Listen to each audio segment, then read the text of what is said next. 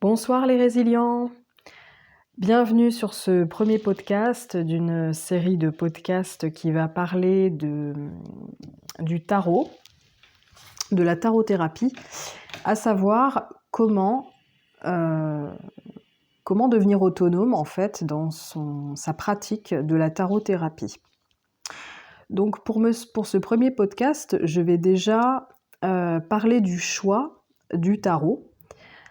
Pour ma part, il me semble que le tarot le plus accessible et avec lequel vous allez pouvoir apprendre le plus rapidement possible et de la façon la plus intuitive possible, c'est le tarot Rider-Waite. Donc normalement, je vais mettre la photographie correspondante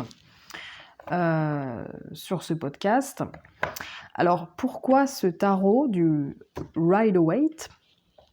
Eh bien parce que les images correspondent, je trouve que c'est le tarot qui par les images montre le plus la signification de base en fait des cartes.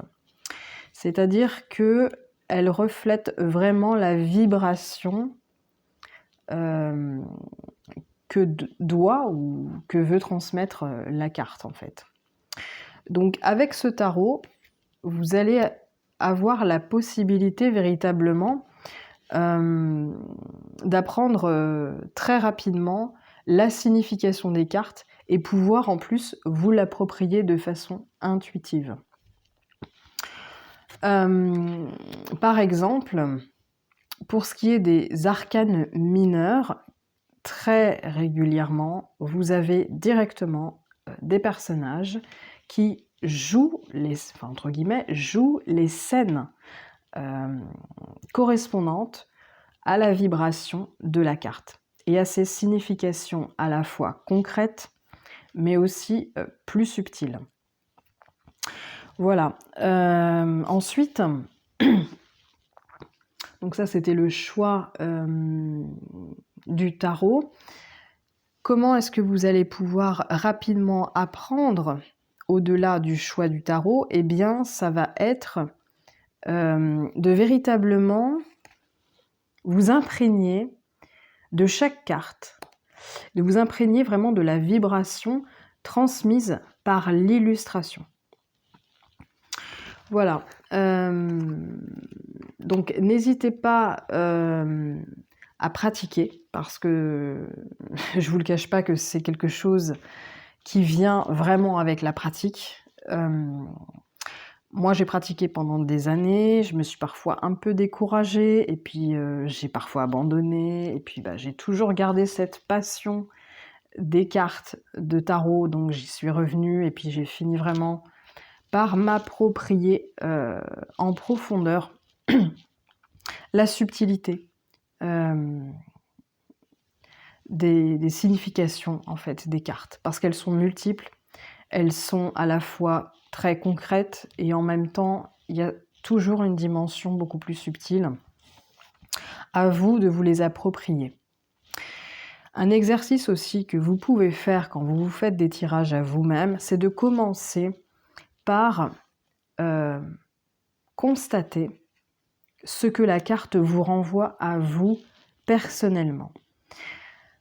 Par exemple, vous faites un tirage, vous posez une question et admettons, il y a une carte, par exemple, quand je dis veiller à savoir ce qu'elle vous renvoie, parfois la carte va vous renvoyer une évidence. Ah oui, c'est une évidence, ça me fait penser à ça, nanana. Parfois, vous allez remarquer, et ça c'est vraiment très important en fait de le souligner et d'en tenir compte, il y a des cartes qui vont même vous déranger. Et quand une carte vous dérange, c'est que justement, il y a un message derrière cette carte qui probablement vous dérange. Et c'est encore plus important d'en tenir compte plutôt qu'une carte qui vous renvoie une évidence en fait. Quand une carte vous dérange ou quand une carte vous vous dites mais elle me parle pas du tout, celle-là, ça me correspond pas. Parfois on peut même avoir l'impression que c'est tout l'inverse. posez-vous bien la question. Est-ce que c'est votre ego qui pense que cette carte ne vous correspond pas? Ou est-ce qu'elle vous dérange à tel point qu'elle a une signification mais vraiment importante? Justement parce que il y a un blocage, il y a quelque chose peut-être que vous ne voulez pas voir, qui demanderait à être mis en lumière. Voilà. Et puis,